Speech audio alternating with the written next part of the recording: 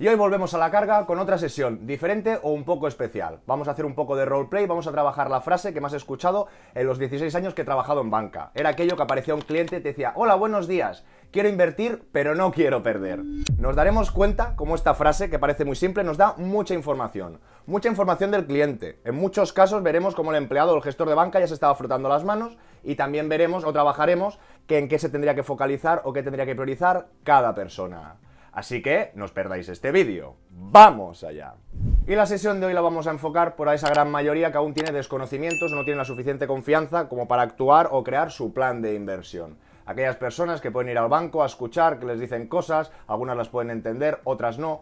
Otras están muy cerca de tener cierto sentido común, que creo que puede ser una equivocación, y para todas estas personas pues va esta sesión. Y vamos a empezar por estos inversores que llegan a la oficina y muchas veces, no lo he escuchado una ni dos, sino muchas veces dicen: quiero invertir, pero oye, que no quiero arriesgar. Pero tampoco quieren plazo fijo. Ya saben que el plazo fijo es algo garantizado, un poco casposo, que da lo que da. Saben que hay otros productos y vienen con curiosidad para ver qué le explicas o les dejas de explicar. Hay gente que dice: uy, ya sabes que la vida está muy cara y con este dinero que no necesito, pues quiero sacar unos rendimientos, que al menos el año que viene, cuando los cobre, los podré gastar. O lo que todo el mundo ya conoce, de que vengo a invertir para ganar dinero. Y lo siento, pero no, señoras y señores, no invertimos para ganar dinero, porque si no nuestro punto de partida ya estará casi todo erróneo. Tenemos que recordar ese amigo silencioso o enemigo silencioso, la inflación, que es el aumento del coste de vida, que va en detrimento de nuestro poder adquisitivo. Y aquí tendríamos una pequeña tabla para ambientarnos. Imaginemos que el IPC medio es un 3%. Al cabo de un año tú continúas teniendo 100.000 euros en la cuenta, pero tu poder adquisitivo es de 97.000. Y si pasan 10 años, que a algunos les pasará más lento, otros más deprisa, pues al cabo de esos 10 años pues tienes una pérdida acumulada de un 26. Y si pasan 20 años, pues un 52 o más, y va sumando. Por eso es de primordial importancia tener una estructura, tener un poco de estrategia para saber qué estás haciendo y dejando de hacer. Porque si vas a invertir un dinerito para ganar unos intereses, pero el año que viene esos intereses te los vas a gastar como si fuera un extra de sueldo, pues vamos mal. ¿Por qué, señoras y señores? Porque hemos dicho que el IPC es un enemigo silencioso. Si tú el rendimiento que has generado, que ya sabéis muchos que detrás de tipos garantizados nunca vais a ganar el IPC, pero imagínate que consigues un 3% garantizado, si al final de ese año, en vez de reinvertirlo todo, lo que te haces es gastarse ese 3%, pues está muy bien, es como si hubieras tenido una paguita, pero no has trabajado contra la inflación y tu poder adquisitivo sigues perdiendo o menguando. Con lo que no, lo siento, señoras y señores, no invertimos para ganar dinero, invertimos para no hacernos más pobres. Y gente que tenga mucho más dinero, y en otros casos, igual sí que pueden con ese dinero crear más dinero, pero normalmente en el 99% de casas de particulares de España con unos sueldos medios bajitos, pues no es para ganar dinero, es para no perder poder adquisitivo. Y esto no es una carrera a velocidad, como hemos repetido con el gimnasio, que tienes muchas ganas, vas un día 4 horas. No, esto es algo que me parece muy bien que te preocupe la dieta o el físico, pero al gimnasio tienes que ir cada día 1 hora y siempre. Pues el tema de la inversión, ese IPC no descansa y es nuestra primera prioridad o lo que tenemos que atacar también siempre. Por ende, ya vienen más errores. Normalmente esos clientes, porque aquí ya vamos a mezclar pues la entrada del cliente con el gestor, con el comercial o con quien haya, pero normalmente se preocupan de la mayor parte de su patrimonio, más de la mitad. Y entonces tenemos que entender un poquito que si queremos ganar al IPC con más de la mitad de nuestro dinero, pues es un poco complicado, porque al IPC con tipos garantizados no lo vamos a ganar, tenemos que invertir en renta variable. Pero ¿qué pasa? Que vamos al banco, y el banco ¿qué quiere? Es margen. Entonces para el banco no es lo mismo que si tienes 100.000 euros te tenga que explicar 1 hora que inviertas en renta variable, en qué renta variable indexada, y que inviertas 30.000 euros en aportaciones periódicas poco a poco en 4 años, a que venga un cliente, y lo siento que no es para difamar, pero que todo el mundo tiene que pensar en todos los escenarios y todas las posibilidades, pues que te venga un cliente con estos 100.000 y le ingreses ya o inviertas 50, 60 o 70.000 euros de golpe. Está claro que para la cuenta de resultados de ese banco, de la oficina, no tiene nada que ver. Entonces el empleado va a destinar un tiempo para explicarle algo a un cliente que ya sé que no lo dan en las escuelas, pero se lo va a explicar él, o el empleado en todo caso tiene retos, tiene presión y va a vender de golpe. Pues aquí depende del empleado, depende de la entidad y depende de muchas cosas. Pero este es un punto muy peligroso, porque cuando el cliente dice que quiere invertir pero que no quiere perder, normalmente cualquier persona le hará referencia a las dos grandes familias que hay de inversión. Renta fija, que es deuda de gobiernos, de empresas, o renta variable, que son trocitos de acciones. Y estos trocitos de acciones a mucha gente le da pánico, porque está claro que no es garantizado. Y de hoy para mañana, la semana que viene un belicismo, viene un evento geopolítico, una guerra, un cisne negro, y patapum, te puede caer un 50%. Y luego tenemos la renta fija, que nos da una pseudo seguridad, pero es pseudo seguridad, porque la renta fija todo el mundo tiene que conocer que depende solo de dos ejes. Pues de la calidad crediticia, no es lo mismo un gobierno solvente que un gobierno emergente que una empresa muy pequeñita, y luego la temporalidad. No es lo mismo un bono que hagamos a un año, que ya sabemos más o menos lo que puede pasar con un bono a 10, a 20 o a 30 años. Y aquí, en estos dos universos que son tan dispares y son tan diferentes, la gente es donde tiene que encontrar un poco el equilibrio y poner el hilo a la aguja. Y ahora me gustaría haceros una pequeña ambientación. Ya hemos visto el cliente que quiere invertir pero que no quiere riesgos, pero poco a poco nos tenemos que ambientar. ¿Para qué? Para saber que la renta variable no tenemos que poner de entrada ni un 50, ni un 60, ni un 80, si con 20 o un 30%, pero tenemos que entender por qué eso es la prioridad, porque aún me he encontrado muchos clientes que dicen, oye, para poner 10.000 euros aquí a 4 años, esto es muy poco. Ponme los 40.000 o los 30.000 en ese mixto. y aquí es donde ¡boom!, me explota la cabeza, y está claro que, insisto, entendiendo todas las partes, pues tenemos que llegar a un consenso. Dicho esto, tenemos en verde lo que serían fondos de terceras gestoras. Hay empresas que se dedican solo a hacer inversiones, como sería Fidelity, Vanguard, Amundi, SPDR, y luego encontraríamos fondos de gestoras de los propios bancos, que todo el mundo conocerá: al Santander, al BBVA, al Sabadell y a CaixaBank. ¿Qué pasa o deja de pasar? Hemos cogido todo fondos de inversión y en principio nos tendría que sonar que si nos queremos indexar, si queremos invertir en la renta variable de todas las empresas del mundo, pues este índice se dice MSCI World, que serían las empresas más grandes del mundo por capitalización. Y luego, cuando aprendamos un poquito más, pues habrá el FTSE, que es otro tipo de indexación, donde incluye pues dos países más que MSCI dice que son emergentes, como Polonia y Corea del norte o del sur, no recuerdo, y FTSE sí que estaría incluidos. Pero hablamos, insisto, de, sin hacer malabares, de indexarnos, de replicar las empresas más grandes del mundo, que no sabemos a priori cuáles serán de aquí 10 años, pero como es un índice, cuando una sale, se pone otra. Y por otro lado, tenemos fondos de gestión activa, no están indexados, también lo podríamos ver por las comisiones. Algunos también invierten en todo el mundo, algunos están centrados en Europa y algunos en todo el mundo, incluso con emergentes. Pero lo que quiero que veáis es un poquito que las cosas caen por su propio peso y que gestión activa o fondos de gestoras de banco normalmente no nos dan los frutos que nos tienen que dar. Podríamos empezar aquí a gastar tiempo lo que ha dado el 2025-2024, no. Vamos a ver directamente rentabilidades de los últimos años. Por ejemplo, los últimos 3 años. Pues podemos ver que lo he hecho por colores y no está hecho a propósito. Pues estos indexados con unos costes ínfimos y que replican pues esa coyuntura global, pues están por encima del 17, y aquí podríamos ver algunos que están en el 9 y algunos del 11. ¿Qué pasa o deja de pasar? Que si partimos de 10.000 euros invertidos, pues veríamos que al cabo de 3 años, en algunos casos ya el resultado es el doble.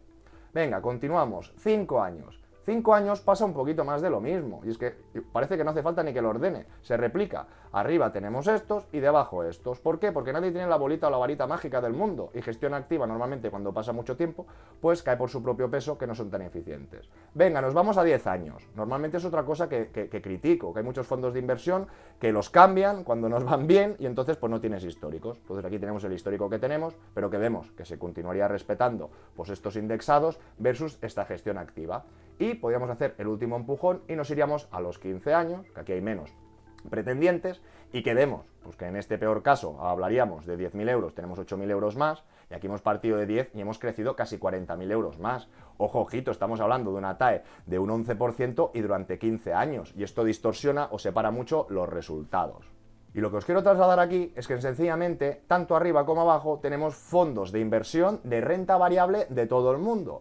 Aquí con unas directrices claras y un índice, y aquí con una gestión activa que ya vemos que cae por su propio peso, tanto por costes como por rendimiento final. Y ahora no nos quedamos aquí, porque todas esas personas que se sienten, no, que esto tiene mucho riesgo, que hago una cartera gestionada, que gestiona el banco, que me toca la renta variable, me toca la renta fija, ellos me lo vigilan, que lo venden muy bien, puedo invertir de golpe, no tengo que poner esas aportaciones periódicas que no sé cuándo voy a poner.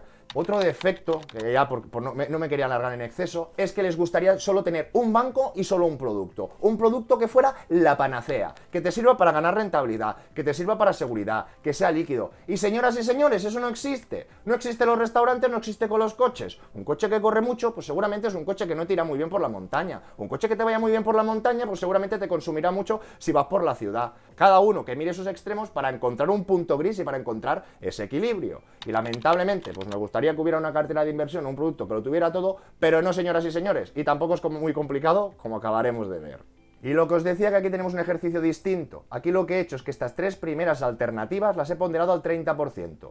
Y aquí lo que he cogido son unos fondos de inversión mixtos. Estos que te dice el banco, sí, un perfil conservador como el tuyo. Tienen un poquito de renta variable y tienen mucha renta fija, que eso es lo seguro. Entonces había algunos que están al 20, otros al 15, otros al 25, otros al 43 de renta variable, insisto. Y sobre estos importes a veces suben un poco o bajan un poco. ¿Qué podemos volver a ver? Las comisiones. Y a mí las comisiones me dan un poquito igual, porque se ha ganado mucho dinero y está descontada las comisiones, perfecto. Pero es que normalmente no sucede esto.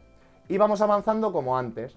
La diferencia, que aquí ya no salen las rentabilidades que hemos visto del año 2025, por ejemplo, el 24, el 27 o el 7, sino que las he ponderado al 30%.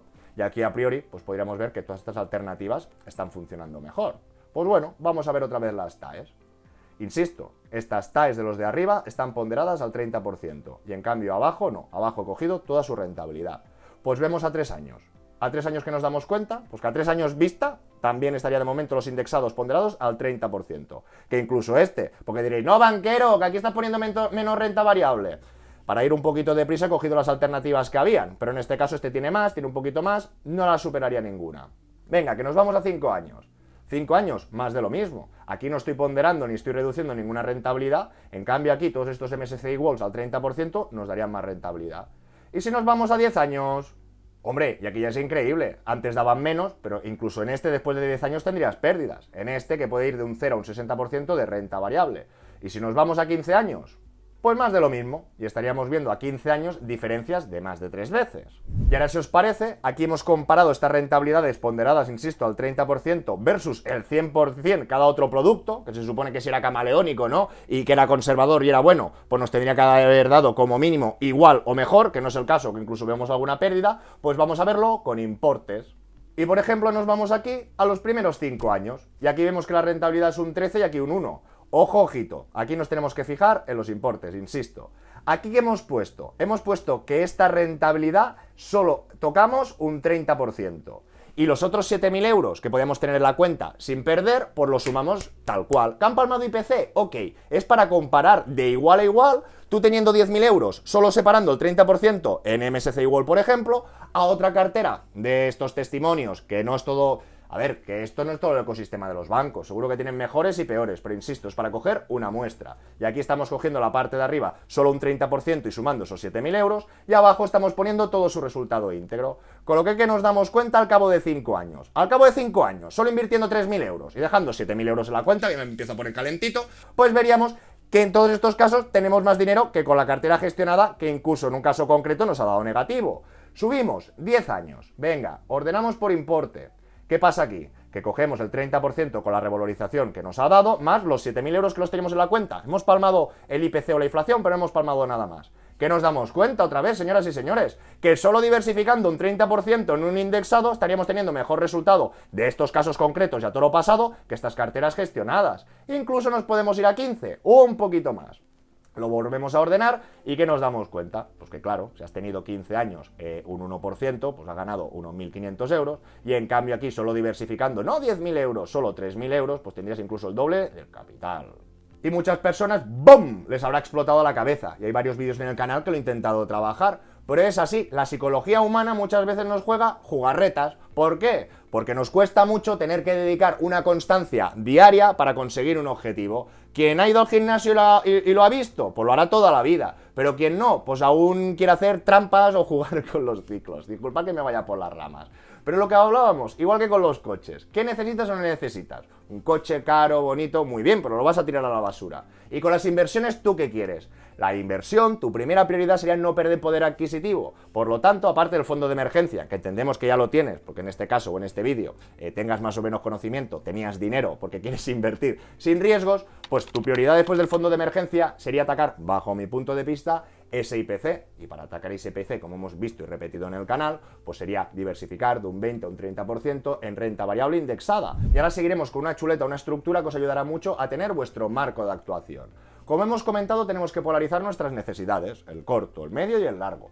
Y como hemos visto también, hay dos grandes familias de inversión, la renta fija, que es deuda, y esta renta variable. Esta renta variable es volátil, puede venir una crisis, un cisne, pero es la que nos va a proteger del largo plazo de esa mengua del poder adquisitivo de la inflación. Y por el otro lado tendremos la renta fija, que la verdad que parece que sea sencilla, pero no es muy sencilla. Si hablamos de muy corto plazo, pues con esas cuentas o depósitos todo el mundo lo conoce. Si rizamos un poco el rizo ya entraremos a monetarios, que es deuda de gobiernos o empresas muy solventes a muy corto plazo, que puede ir muy bien. Y a partir de aquí ya tendremos que ir con más calma, y para matar el tema te diría renta fija, coge bonos simples gubernamentales. Y todos los pupurris que hay ya los trabajamos en otras sesiones, pero es un poquito más complicado de entender.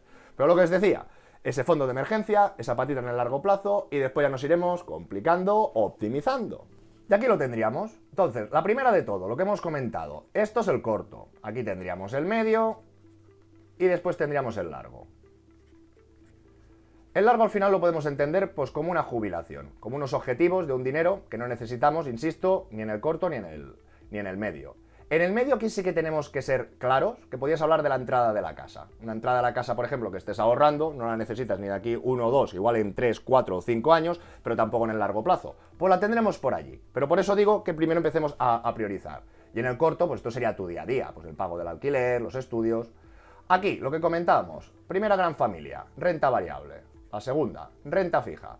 Con el dinero del corto plazo, del día a día, de tu alquiler, del pan, de la gasolina, de comer, ¿vas a poner renta variable o vas a comprar Bitcoin, oro, que hay gente que lo hace? No, aquí nada de riesgo, aquí cero. Y aquí todo lo que vas a tener es renta fija.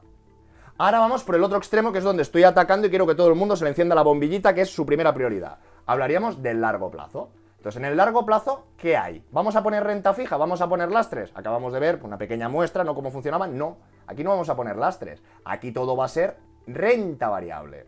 Y eso sí, en este medio plazo, en un dinero que puede ser del corto plazo pero que será más corto, también puede ser que tengamos un dinero que no sabemos si vamos a necesitar o no, que está en el medio, que puede ser que vaya al largo. Aquí sí que en función de cada uno, aquí sí que dejo ser a la gente conservadora, para entendernos. Pero en el largo plazo no dejo a nadie ser conservador. Y más cuando cualquier test de idoneidad te deja poner, si tú tienes 100.000 euros, da igual, te deja poner hasta un 20 o un 30% en renta variable y no te peta el test, continúa siendo conservador. Por eso en esas prioridades no empezar a hacer caballitos con un fondo mixto aquí, ni fondo mixto ni leches. Es decir, primero el fondo de emergencia, ¿lo tienes? Pues esa patita en indexados y después, como decíamos, en función de la versión al riesgo, en función de los proyectos de cada uno, pues aquí tendrá más o menos renta variable o más o menos renta fija. Pero por favor empecemos por los extremos. Señoras y señores, os pido mucho sentido común. El dinero se hace trabajando. Y si quieres ganar por el binomio rentabilidad-riesgo, puedes perder. Eso no significa que polarices, que cojas una pequeña parte, que hagas una inversión, sobre todo cualquier persona que vaya a empezar a invertir, que no invierta de golpe. Aunque el gran debate del sum, invertir de golpe o DCA, sea que el mercado normalmente te da más rendimientos porque siempre están máximos, no significa que si es tu primera experiencia inversora y ahora viene un cataclismo, pues que pierdas un 40% y tengas que esperarte 4 o 5 años a recuperar. Por eso, aunque no sea lo más rentable, ¿qué quieres lo más seguro? Pues haz tu aportación, tu primera aportación en 4 años, para neutralizar esa volatilidad. Las crisis vulgarmente dicen que son 4 años, pues tú ponderas ese primer importe en 4 años, podrás comprar barato y bajo. ¿Que cae el mercado? Sigues comprando más barato. ¿Que sube? Ya estás dentro y sigues aportando, pero con sentido común. Y si está claro que vas a la casa de otro, ya sea un concesionario, sea un banco, pues tienes que entender que te van a vender por lo que tengan en esa casa. Y no porque sea más o menos sino porque será su trabajo y no tiene otra cosa que ofrecer. Y luego ya podemos entrar si sabe más o menos, si es de confianza o no, pero creo que no hay que ir tan lejos, insisto. Tienes que hacerte una introspección, ver tus posiciones, ver dónde estás y sobre todo la globalidad, que ya lo hemos hablado muchas veces. No, 50.000 euros. 50.000 euros no. ¿Cuánto tienes en total? 100. Pues de 100 el 30% tendrías que invertir 30. Ahora de aquí, que tú querías invertir 50 y es más que 30, eso ya es otra cosa. Pero tenemos que ir desde extremos para encontrar el equilibrio en el centro. Y ya entiendo que hay personas que encima no les gusta ni tener dos productos distintos, con lo que encima vamos a hablar de diversificar de entidades. Pero es lo que hay. Yo no veo a nadie comiendo siempre en el italiano. O si te gusta mucho el italiano, sí, pero vas al italiano, vas al japonés, vas cambiando. Pues en diversificar y en la cartera de productos es más de lo mismo.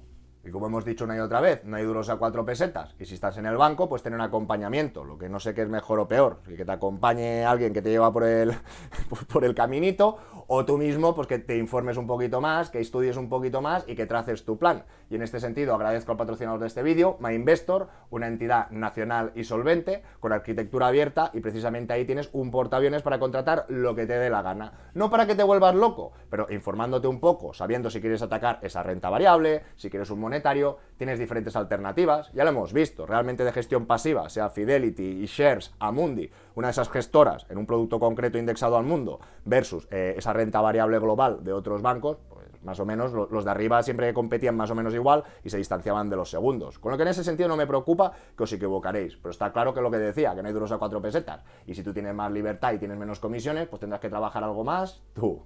Y no, invirtiendo no se gana dinero, se combate la pérdida del poder adquisitivo.